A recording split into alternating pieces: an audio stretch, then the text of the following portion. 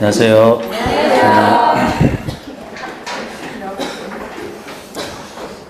정답은요.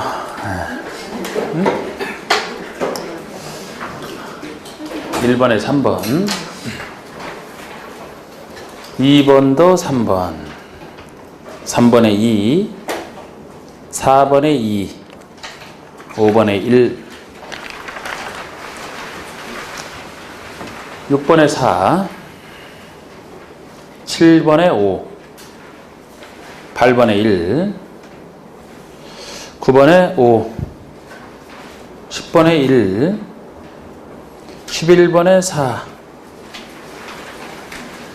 12번에 2, 13번에 4, 14번에 4, 15번에 2, 16번에 3, 17번에 3,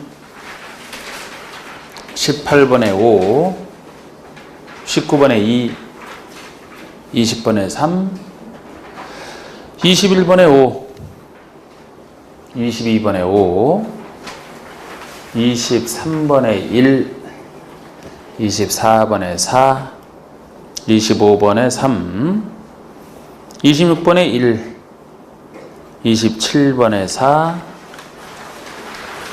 28번에 5, 29번에 4, 30번에 1.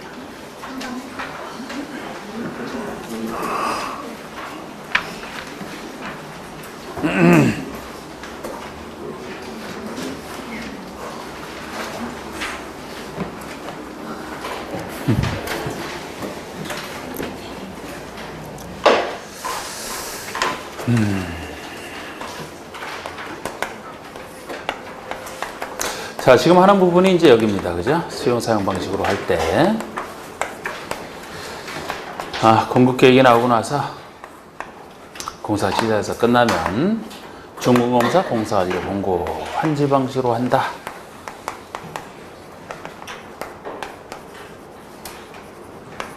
환지 방식으로 하게 되면 환지계획을 수립해서 이제 시장의수구청장이 인가를 받고 나서 공사를 시작해서 끝났다 그러면 준공검사 공사 완료 공고 후에 이제 환지 처분을 한다고 했는데요.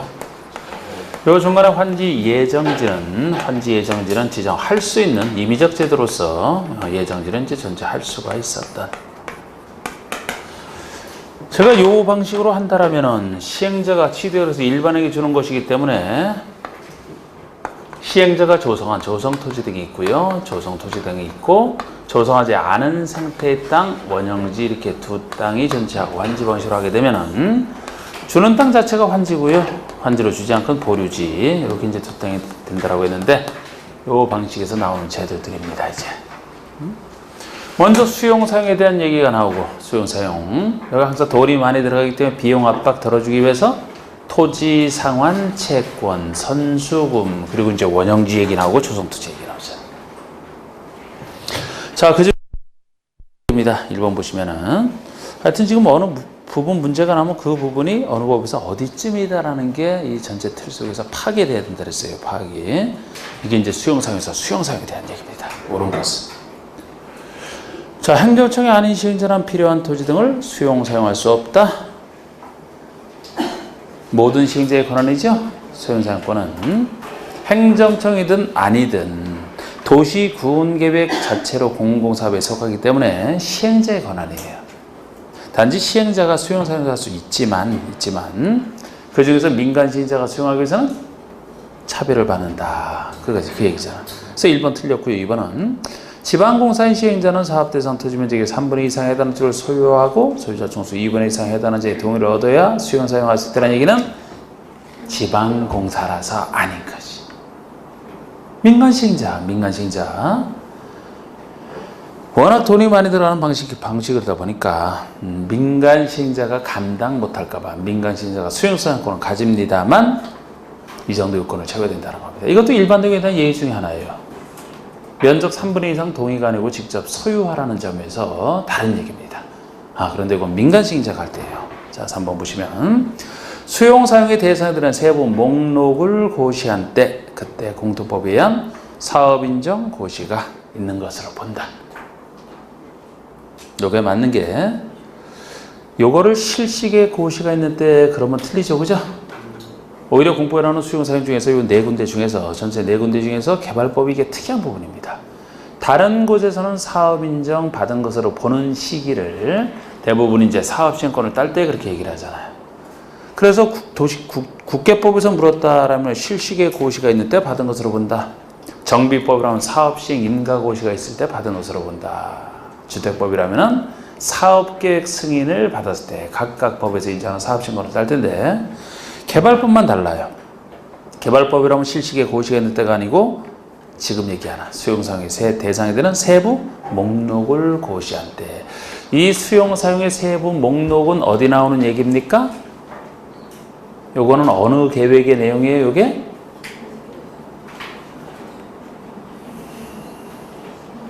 개발계획? 개발계획 내용이잖아, 여러분. 개발계획 내용이잖아, 맨 앞에 개발계획. 그래서 이게 실식의 고시 있는 때가 아니고 왜 개발계획으로 땡기느냐. 여기는 엄청난 양의 수용사용을 하기 때문에 다른 데처럼 실식의 인가고시가 있는 때를 기준으로 한다면 가격이 너무 오른 상태이기 때문에 보상금을 감당하지 못해서 여기서만 맨 앞에 제일 처음에 나오는 게 개발계획. 개발계획에서 무엇을 수용사용할지 세부 목록을 고시하는 그 순간에 받은 것으로 보게 되면 그때부터 수용사용이 가능하기 때문에 가격 오르기 전에 하려고 여기서 특별히 땡겨놓은 거라 그랬잖아. 근데 수용사용의 대상에 대한 세부 목록이 어딘지를 모르면은 이걸 어떻게 해? 개발계획 내용이잖아요. 여러분 개발계획 내용 중에 뭐예요? 구역 지정 이후에 포함시키는 사항 중에 뭐가 있었어요? 박수세단은 기억하면서 이게 그 내용인지 모르면 어떡합니까? 박수세단 중에 수가 수용사용 세부 목록 개발계획 내용 중에 구역 지정 이후에 포함시키는 사항으로 그 중에 하나잖아 이거. 일부러 앞으로 당겨놨다는 게 특징이에요 이게. 그래서 실식의 고시가 있는 때가 아닙니다. 4번의 재결 신청은 사업인정 고시가 의제된 때로부터 1년 내 하라. 재결 신청 기한. 여기서 1년 내 하라는 얘기는 공투법에 나와 있는 일반 절차인데 요거 공법 네 군데서는 어디에서도 안 써. 여기에 대한 특례를 인정해서 사업 시행 기간 내에 재결 신청하면 된다 그러잖아. 1년이 아니고 사업 시행 기간 내에 한다는 것은 네 군데 다 공통점입니다. 틀렸고요. 5번의 수용사에 관하여는 공투법의 규정을 우선 적용한다. 이거는 뭐가 틀렸어요? 요거 틀린 부분은? 우선이 틀렸지, 우선이. 우선 적용한다는 얘기는 이 개발법에 이 내용이 있어도 수용사용에 대한 우리 좀 전에 배운 내용들이 있어도 공투법이 우선하여 적용된다는 얘기예요. 거기서 없는 내용을 이 법에 적용한다는 얘기예요. 우선이 빠져야 됩니다. 항상 준용하는 것은 이 법의 규정이 있으면 그 규정을 먼저 쓰고 그 규정 없는 부분에 대해서 그쪽 거를 끌어다 쓴다는 얘기죠. 이 개발법을 우선 적용하죠. 개발법의 규정이 없을 때 공투법을 적용합니다. 그래서 우선 나오면 다 틀리는 거예요. 다른 데서도. 이번에 개발권 토지 상환 채권, 토지로 상환하는 채권, 토지나 건축물로 상환하는 채권 얘기하죠. 역시 수용사용 방식에서 시행자가 돈이 너무 많이 들어가서 보상금이 이 현금 부족할 때 현금 대신에 이 채권을 발행해주고 이 채권 가진 자에게 토지나 건축물로 갚아주는 요거 발행하는 것만큼 현금이 절약이 되는.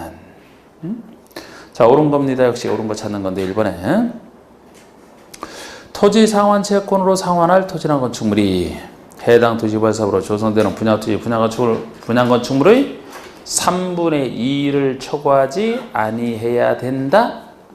2분의 1 초과 금지.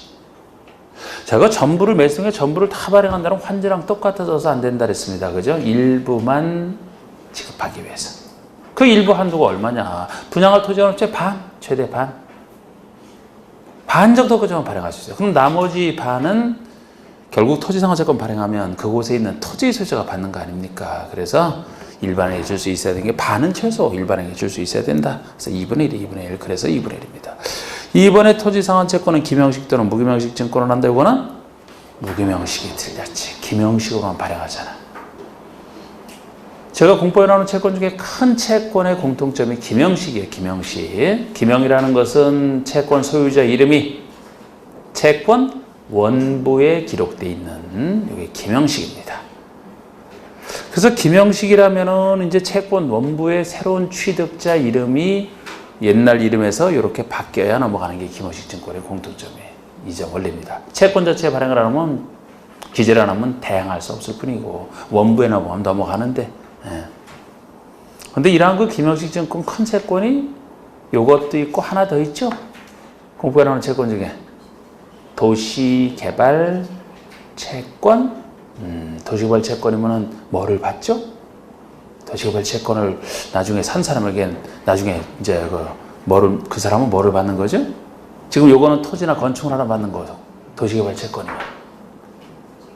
여러분들이 채권 샀어요. 나중에 상환기간 와서 뭐를 받는? 안 사봐서 몰라요?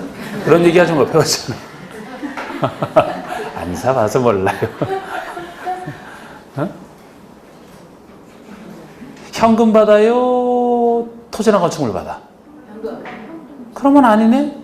그럼 도시개발 채권은 아니네? 이거랑 같은 게 아니죠? 도시개발 채권은 원리금 현금 받는 거잖아. 이건 토지나 건축물 받는 것이고. 그럼 뭐가 있었지? 그럼 이거 분명 하나 더 있었는데요? 네? 주택법에? 주택상환사채? 그것도 아니에요? 아이고 이름까지 얘기해줬으면 그냥 얼른 캐치해야지. 하도 얘기 없어서 제가 혹시 그거 아니에요 하고 얘기하는데도 뭘 또. 아니 말 봐요. 주택 상환사채 분석하면 어떻게 했는데 주택으로 상환하는 사채. 요건 토지 상환 채권, 토지나 건축으로 상환하는 채권. 채권의 이름 속에 다 있다 그랬잖아. 다. 주택 상환사채, 주택으로 상환받는 사채. 주택 하나값. 그 둘이 큰 채권이잖아요. 그 둘이 똑같이 김영식이고 채권의 양도방법 똑같고. 그래서 민간 시행자가 발행할 때 차별받는 것도 큰 채권의 공통점이라 그랬잖아. 큰 거 나중에 그 주택 이런 거 상환 못할까봐 민간 시행자랑 못 믿어서 보증을 받아야만 된다. 이런 게 다 채권의 뭐 발행기 다 똑같은 얘기입니다. 응? 자, 그래서 요거는 무김영식이 틀렸지만 요거랑 이제 같은 채권 김영식 증권이라는 것이 주택 상환사채도 있다는 겁니다. 주택 상환사채. 3번의 토지 상환채권을 이전할 때는 취득자는 그 성명과 주소를 채권 원부에 기재주를 요청해야 된다. 맞아요, 이게 김영식 증권의 양도 방법. 주택 상환사채도 똑같이 쓰나요?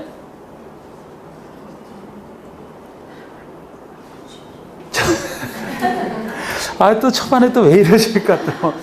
똑같이 쓴다니까 이거. 아까 제가 그랬잖아.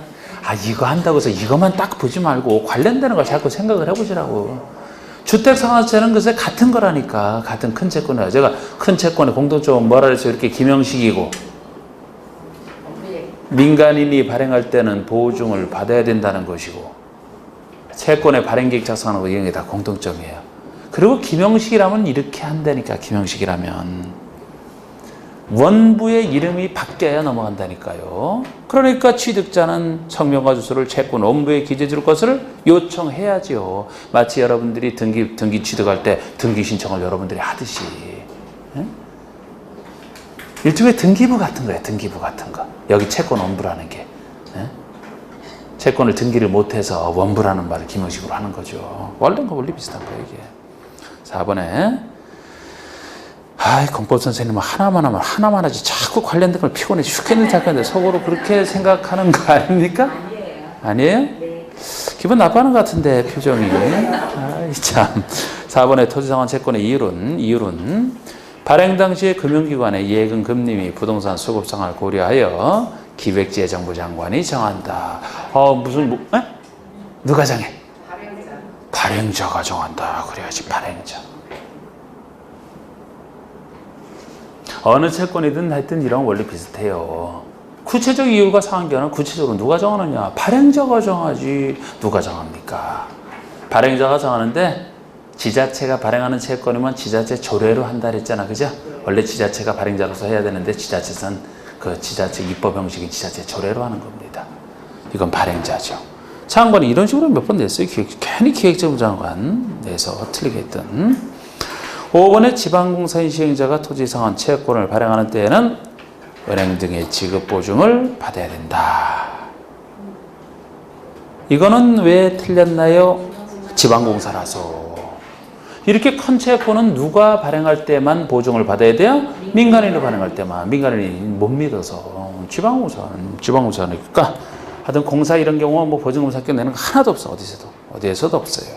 자, 우리 3번 보시면 개발부상 원형지 공급과 개발에 대한 설명을 틀은 거. 자, 이제 원형지 얘기를 하고 있습니다.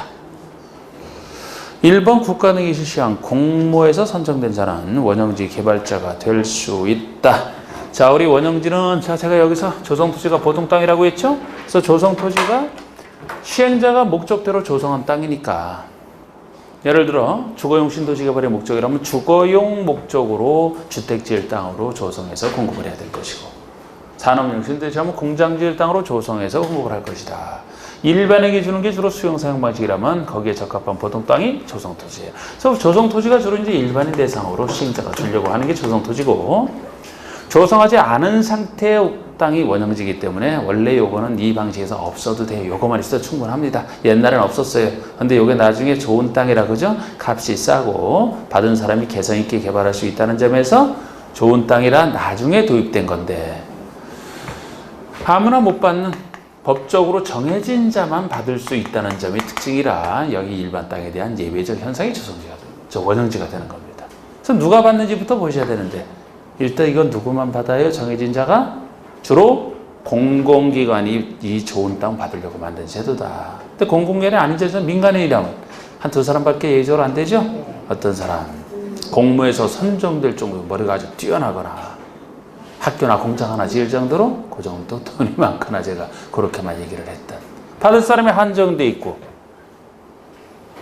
이 한정돼 있다 보니까 요거는 주된 땅이 아니어야 돼요. 그래서 원형지는 너무 많으면 안 됩니다. 원형지가 전체에서 차지하는 비율이 3분의 1 이하여야 된다. 그런 것도 원형지에 대한 제한이고 이 좋은 땅을 형식적으로 받자마자 이걸 받은 사람이 바로 팔면 안 된다. 매각 제한 걸리는 얘기. 여기만 나오는 얘기 아닙니까? 매각 제한. 우리 매각 제한에 걸리는 사람은 국가지자체만 빠지고 나머지가 걸리죠? 뭐 그런 얘기도 여기서 이제 해야 되고요. 그리고 이제 원형지 뭐 가격 평가할 때 공급 방법 이런 거를 이제 둘 비교해서 하지 않습니까? 제가 일반에게 주는 것이라면 일반에게 주는 조성토지라면 원칙이 경쟁 입찰. 항상 일반에게 주는 것은 공정하게 해야 되기 때문에 경쟁 입찰로 해야 되는 게 원칙이지만 예외적 현상으로서 일반 대상으로 하는 거지만 서민들에게 공급받게 하게끔 추첨으로 할 수 있는 경우가 있고요. 특정인에게 줄 수밖에 없는 건 수의계약으로 할 수밖에 없다. 이 둘을 구별하시는 예외. 원형지는 처음부터 아무나 못 받기 때문에 원칙적 현상이 법에서 정해진 사람과 그자와 수의계약으로 넘기는 게 원칙이 되는데 일반에 줄 수 없는 것만 특정인에 줄 수 있는 것만 그자와 수의계약하지 않습니까? 근데 예외적으로 수의계약 원칙에 대한 예외적으로서 오히려 경쟁 입찰로 하는 것은 참 특별한 경우가 하나가 있을 뿐이에요. 여기 예외, 원칙은 여기니까 여기는 이제 여기 예외를 구별하셔야 되고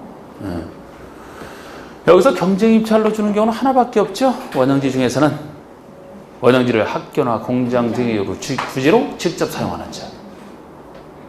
다른 사람들은 받을 사람이 한정돼 있어요. 국가에서부터 민간인에서도 공모에서 선정된 자, 그럼 공모에서 선정된 자와 처음부터 계약해야지 다른 자에게는 아예 줄 수가 없거든요. 그런데 공장이나 학교나 부지로 직접 사용하는 자는 용도가 시행자가 정해주는 학교 용도나 공장 용도로 쓰라는 얘기일 뿐이지 그거를 받을 사람은 누구만 받는다는 얘기는 없어요. 그래서 그냥 사용하는 자 이렇게 돼 있잖아. 그럼 일반인 대상에서 그 공장이나 학교로 사용할 사람이면 누구나 달려들 수 있다는 얘기죠. 그것만 경쟁 입찰이 되잖아. 가격 얘기도 있잖아. 가격 얘기도. 조성토지의 가격평가랑 원형지 가격평가랑 환지에서 환지 가격평가, 여기 나오는 가격평가 이게 다 달라요. 셋 다 감정평가는 기본적으로 한다 그랬죠? 감정평가는 기본적으로 하는데 이 여기 원형지라면은 감정평가를 그대로 쓰는 게 아니고 그거를 기준으로 해서 원형지는 여기를 하든 이 특정인이 결국 특정인이 주기 때문에 시행자와 이자가 각각 공급계약을 체결해서 개별적인 공급계약을 체결해서 주거든요. 그럼 여기서는 감정평가를 바탕으로 해야 되고 계약 당사자인 시행자와 원형지 개발자가 협의해서 정한다 그러잖아요. 협의해서 정한다. 근데 여기는 일반에게 주는 것이라 감정평가를 그대로 하는 게 원칙이죠. 근데 환지에서는 어때요? 어때요? 여기는 시행자가 정하는 게 특징이잖아. 누구랑 협의도 아니고 감정평가 그대로 쓰는 건 아니고 감정평가를 한 다음에 그걸 바탕으로 해서 토지평가협의회 심의를 거쳐 협의를 거쳐 시행자가 정하는 게 특징이잖아. 여긴 시행자가 정한다. 여기는 두 사람이 협의해서 결정한다. 여기는 그대로 감정평가 요구한다. 약간 차이도 존재합니다.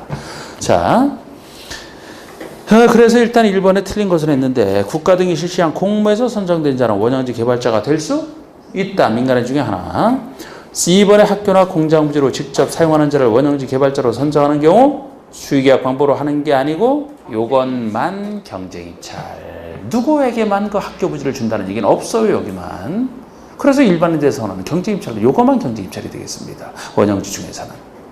자, 우리 3번 보시면 원형지 개발자인 지자체는 원형지를 언제든지 매각할 수 있다. 지자체니까. 국가지자체는 이런 매각 제한 안 걸린다. 국가지자체 빼고 나머지가 걸리지 않습니까? 4번의 원형지는 도시개발구역의 전체 토지 면적의 3분의 1 이내의 면적으로만 공급할 수 있다. 원형지가 3분의 1 이하. 5번의 원형지 공급가격. 개발계획이 반영된 원형지 감정가격에 시행자가 원형지에 설치한 기반시설의 공사비를 더한 금액을 기준으로 해서 시행자와 개발자가 공급계약의 두 당사자가 협의해서 결정한다는 게 원형지의 특징이에요.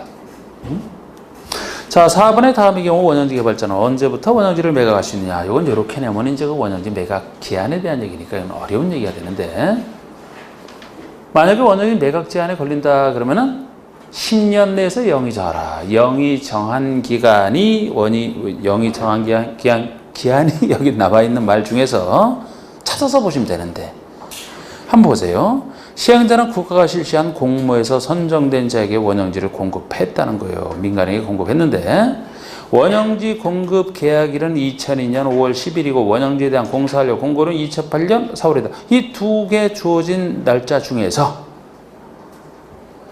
하나는 어느 때로부터 10년, 하나는 어느 때로부터 그때로부터 5년. 둘 중에 빠른 날까지 못한다 그랬죠?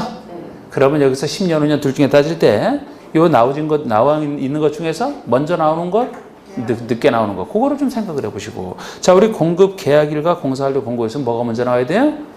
공급 계약일. 제가 개별인가 개별적으로 공급 계약을 체결하고 나서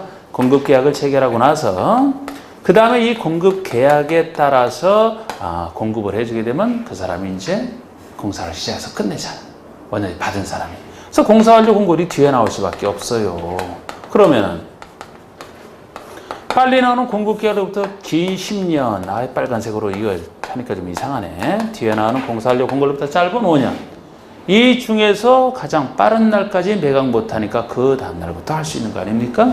그러면 지금 여기서 공급계약일이 2002년 5월 11일이면 이때부터 10년을 계산해야 되죠? 그러면 2012년 5월 10일이 될 것이고 원형지에 대한 공사 완료일이 2008년 4월이야. 2008년 그럼 2013년 4월 5일. 2013년 4월 5일이 되겠네. 그럼 이 둘 중에서는 요게 빠르네요? 요게 빠르죠? 둘 중에서 요때까지 매각 못하고 그 다음 날 하니까 2012년 5월 10일부터 매각할 수 있다. 이렇게 되는 거지. 결국 이렇게 저렇게 보시면 돼요, 그냥. 저렇게 해서 풀었어요? 좀 어려운 문제라고 생각되는데, 그래도 이렇게 구체적으로 나오면, 이거 맞췄다면, 열심히 공부하신 거지. 5번에 도시발 사업의 시행자가 수용 사용 방식이 한 사업으로 조성된 토지 등을 공급할 때 추첨 방법으로 공급할 수 있는 토지가 아닌 거, 이걸 얘기하는 겁니다. 요거 추첨. 일반인에게 주는 조성 토지라면 경쟁입찰이 원칙인데 추첨으로 할 수 있는 경우와 수의계로 할 수 있는 경우는 구분하시되 수의계로 할 수 있는 경우는 항상 법적으로 정해진 자와 그 자와 수의계가 가는 것이고 추첨은 일반에 적용된 서민용 토지 4가지. 물론 그 중에서도 일정 요건을 갖추면 꼭 추첨으로 해야 된다는 것도 하나씩 존재해요. 보통은 할 수 있다. 4가지지만. 그래서 그거 구별하는 거. 대행개발사업자가 개발을 대행하는 토지를 해당 대행개발사업자에게 공급한다. 자, 우리 공공시행자가 자기가 하는 업무의 일부를 여기서 민간 건설사업자, 그게 이제 대행개발사업자, 그자에게 대행을 시키는 그런 얘기 있는데, 대행개발사업자가 개발을 대행하는 토지라면 대행개발사업자에게 줘야 그자가 그 땅에다가 대행하는 사업을 하겠죠, 그죠? 요거는 어느 경우입니까? 수의계약으로 줄 수 있는 경우잖아, 수의계약. 누구에게만 줘야 돼요? 개발을 대행하는 토지라면 그 대행개발사업자에게 줘야지 다른 사람에게 주면은 그 사람이 어떻게 사업을 합니까? 이거는 특정인에게 줄 수밖에 없는 수의계약으로 할 수 있는 경우잖아요. 응? 다른 얘기는 보세요. 다른 얘기는 누구에게만 준다는 얘기 다 없죠? 수의계약으로 주는 경우는 받을 자가 한정돼 있어야 돼. 누구에게만 준다는 얘기가 있는 게 수의계약 아닙니까? 그래서 이번에 그 200제곱미터의 단독주택 용지라면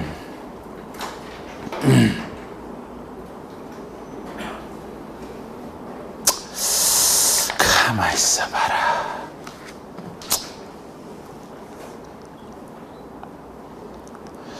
물론 추첨의 방법으로 공부할 수 있는 토지가 아닌 것은 분명히 답이 1번인데, 제가 200제곱미터라고 구체적으로 지금 써놨죠? 330의 단독주택 용지에 속하잖아. 내가 지금 200제곱미터 이하로 이렇게 내가 잠깐 구체적으로 써놨죠? 그러니까 우리 단독주택 용지면 100평, 330 이하가 서민용이죠, 그죠? 330의 단독주택 용지. 주택법에 따른 공공택지. 우리 공공택지도 공공사업으로 조성된 땅이기 때문에 서민들에서 추첨을 통해서 싸게 줄 수 있는. 그 다음에 주택법에 따른 국민주택 규모 이하의 주택 건설 용지. 국민주택 규모 이하의 주택이든 임대주택이든 이 건설 용지, 이것도 서민용이라고 했어요. 국민주택 규모 이하이기 때문에.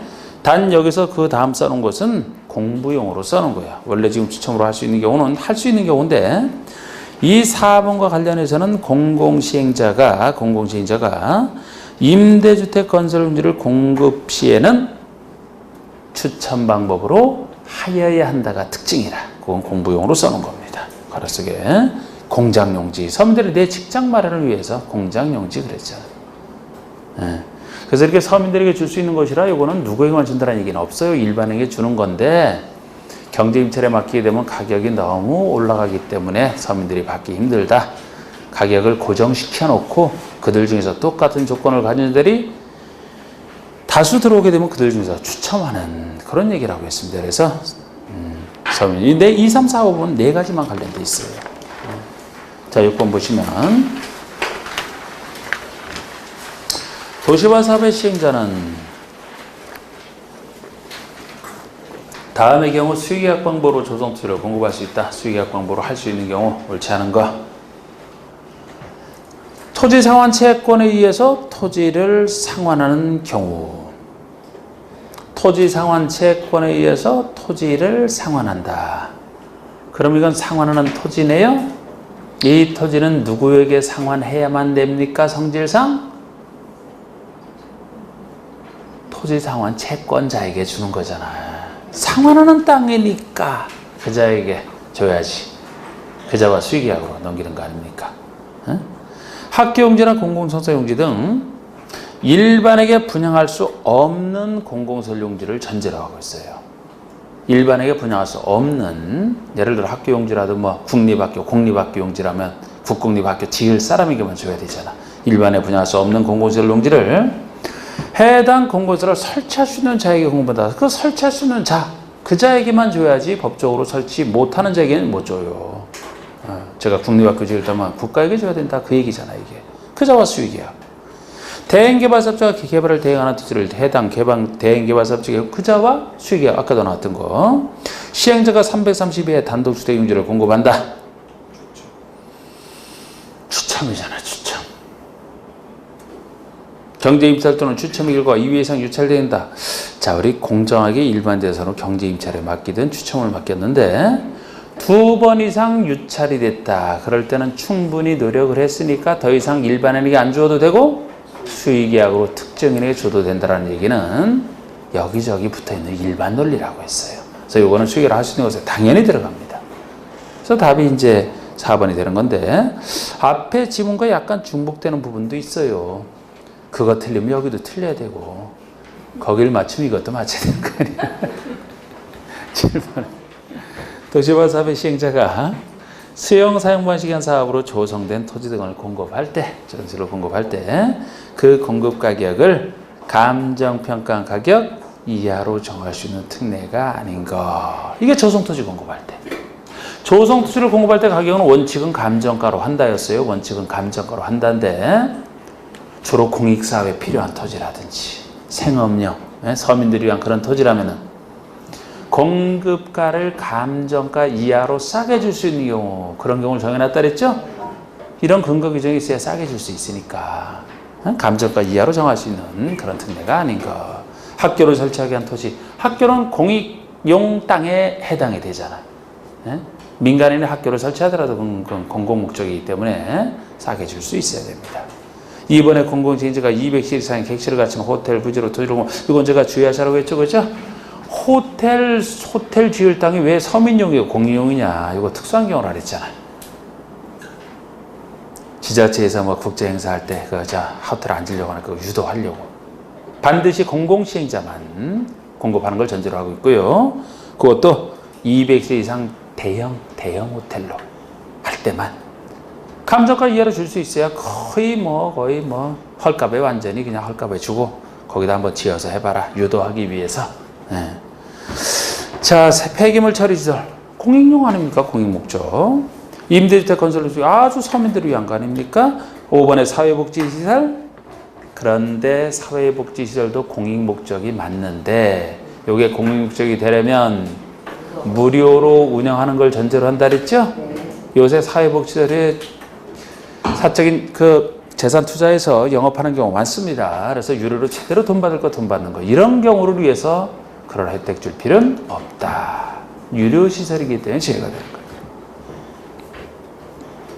자, 8번의 개발부상 도시개발 사업 시행자가 환지 방식으로 사업을 시행하는 경우 환지계획에 포함되어야 될 사항이 아닌가? 환지계획에 포함되어야 될 사항이 아닌가? 자, 여기 이제 환지계획 넘어왔습니다. 환지계획. 시행자가 환지 방식으로 사업을 한다면 전부 환지든 일부든 이제 환지계획은 반드시 필요한 건데,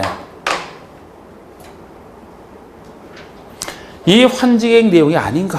청산금 결정. 답은 그냥 청산금 결정입니다. 여러분, 청산금은 어느 때 결정을 합니까? 청산금을 결정하는 때는 환지처분 시에요. 환지처분 시 결정하잖아요. 환지처분 시에. 확정 시기는요? 환지처분 공고 다음날. 그러니까 청산금이라는 것이 종전의 땅에 대해서 새로운 땅에 환지를 교환해 줬을 때 모자라고 남는 부분을 청산하는 게 원래 청산금이에요. 환지를 주고 갈 때 남는 거. 그래서 환지계획은 아직 공사도 들어가기 전이기 때문에 청산금 결정이 나올 수가 없어요. 환지에서는 종전의 땅에서 어떤 땅을 환지로 줄 것이다, 이걸 계획하는 단계이기 때문에 나중에 공사 끝나고 이제 조성되고 다 평가해보고 환지 처분할 때 이 환지 처분이 환지교부와 그 과부지에 대한 청산, 환지교부와 청산으로 구성된다 그랬잖아요. 그래서 환지계획에서는 청산금 결정은 나올 수가 없습니다. 그런데 이제 청산금 결정은 없지만 청산 대상 토지는 있다 그랬죠, 그죠? 청산 대상 토지. 보통 땅은 환지대에서 받아요. 환지를 받으니까 앞으로 줄 환지는 추산이기 때문에 청산금은 없지만, 아예 내 땅에서 환지를 정하지 않아달라 그래서 환지가 부지정이 됐다면 환지를 정하지 아니한 땅은 통째로 환지에 대한 공사 기다릴 필요 없이 미리 청산할 수 있다. 그래서 나중에 청산금 결정 확정에 가서도 항상 예외로 인정되는 게 환지 부지정된 토지예요.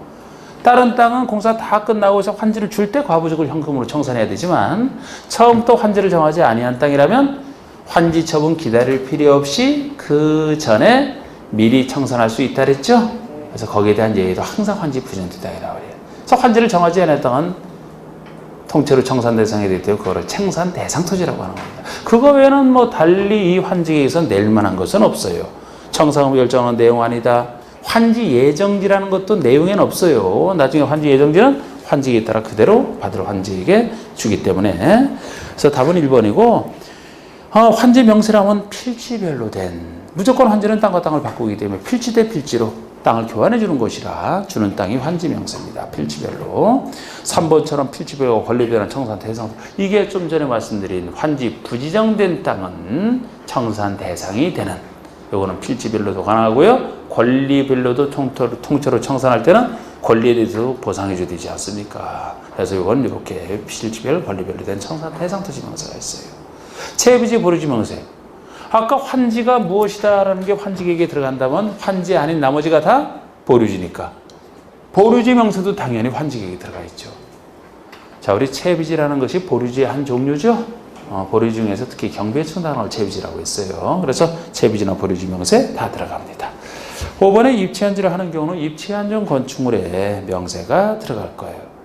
자, 우리 입체한지라는 것이 보통의 땅에 대해서 평면적인 땅을 주는 것을 평면환지, 줄환지로 줄 땅이 부족해서 땅을 못 주고 땅 대신에 시행자가 구분 건축물 지어서 그 건축물의 일부와 대지 지분을 주는 것을 입체환지. 그래서 땅이 부족할 때 입체환지를 해야 된다라면 입체환정 건축물에 대한 명세는 당연히 들어가야 되지 않습니까? 9번 보세요. 환지에 대한 설명이 다 틀린 거 됐는데, 시행자는 도시화 사업의 일부를 환지 방식으로 시행하는 경우에는 그 부분에 대하여 환지계획을 작성해야 된다. 일부러 환지 방식으로 한다래도 즉 혼용해서 일부 환지, 그 환지에 대한 환지계획은 있어야 되는 거죠. 그래서 시행자는 일부에 대해서 환지계획은 작성해야 됩니다. 이번에 소유자가 환지 부지정을 신청했다고 하더라도 임차권자가 동의하지 않았다면 시행자는 환지를 부지정할 수 없다. 원래 가만히 있으면 토지 소유자는 환지를 받기 때문에 내 땅에 대해서 나는 환지 받고 싶지 않아요. 바로 그냥 청산받아서 딴 일 하고 싶어 이참에. 그럼 소유자는 환지 부지정을 신청할 수 있어요. 그죠? 그 대신 그 땅의 소유자 외에 다른 권리자가 있다면 다른 권리자의 동의도 받아야만 환지를 부지정할 수 있다. 입체환자의 차이라고 했잖아요. 환지 부지정을 요청할 때 다른 자가 있으면 그 자의 동의도 받아야 되는 게 원래 임차권자 보호에서 당연한 일이라고 했어요. 그러나 입체환지에서는 줄 환지가 부족해서 건물 일부로 특수하게 해주는 건데 임차권자 등의 동의를 받아라 그러면 임차권자 입장에서는 땅에 대해서 건물 받는 사람이 되는데요. 직업이 바뀌기 위해서 반대가 뻔해서 일부러 안 받는 규정이 있다. 그래서 환지를 부지정할 때는 임차권자 등의 동의도 받아야 되지만 입체환지할 때는 일부러 안 받는다. 둘의 차이점. 둘 다 신청할 필요한 건 똑같은데. 예? 그래서 지금 여기서 소유자가 신청했다 하더라도 임차권자가 있는데 그 동의를 안 했다라면 환지를 부지정할 수 없다. 맞죠? 3번에 행정청의 아닌 시행자가 환지계획을 작성했다. 자치도지사, 시장소유주택 인가. 행정청이 시행자라면 자기가 행정청 인가 안 받는 건 당연하고 행정청이 아닌 시행자가 환지계획을 작성했다면 인가는 자치도지사, 시장군수, 구청장이 된다. 개발법에서 제가 무엇 하나만 지정권자가 아니라고 했죠? 요거 하나만 지정권자가 아니잖아. 다른 행정청 개발사업에 관련된 행정청만 다 구역의 지정권자가 한다 그랬잖아요. 요것만 환지계획 인가권자만 자치도지사, 시장군수, 구청장이 되겠습니다. 그래서 이건 따로 지정권자가 아닌 예로서 꼭 기억하고 계셔야 돼요. 4번의 시행자는 면적이 작은 토지? 면적이 작은 땅에 대해서는 너무 작은 과소 토지가 되지 아니하도록 면적을 증가해 환지를 정할 수, 너무 작은 땅 면적을 증가해 줄 수 있다. 이것이 증환지죠. 증환지 할 수도 있고, 면적이 넓은 토지에 대해서는 그 면적을 감소해 환지를 정할 수 있다. 그러니까 면적이 작은 것은 증환지 할 수도 있고 선택이죠. 또 하나 뭐 여기는 안 나와 있지만 아예 직권에서 환지를 정하지 않을 수도 있죠. 그리고 면적이 넓은 땅은 가만히 할 수 있다. 그 얘기고, 5번의 시행자는 조성 통해 가격을 평가하고자 할 때 공인평가기관이 평가한 경우에는 토지평가협회의 심의를 거치지 않을 수 있다. 지금 이게 환지 방식에서 가격 평가할 때 얘기잖아요. 제가 환지 방식에서 가격 평가는 환지 방식은 시행자가 스스로 하는 게 그 특성 때문에 시행자가 정한다는 게 특징이에요. 시행자가 정하는데 먼저 감정평가를 하고 나서 그 금액을 바탕으로 토지평가협회의 심의를 거친다 그랬죠? 그래서 시행자가 평가하잖아? 근데 시행자가 한다는 건 맞아요. 그런데 공인평가기관이 평가한 경우에는 토지평가협의회 심의를 거치지 않을 수 있다. 공인평가기관은 대한민국에서 하나밖에 없어요. 감정평가업자가 바로 공인평가기관이에요. 그냥. 그럼 감정평가업자에게 평가를 시킨 후에 그 금액을 바탕으로 해서 토지평가협의회 심의를 거치기 때문에 환지에서 가격 평가할 때 토지평가협의회 심의를 거치지 않을 수 있는 경우는 아예 없어요. 그리고 당연히 공인평가는 평가를 시키고 다른 경우도 없고 감정평가를 시킨 다음에 그걸 바탕으로 해서 이 협의의 심의를 거쳐서 시행자가 정하는 겁니다. 그래서 이게 틀렸고요. 그래서 잠깐 쉬실래요?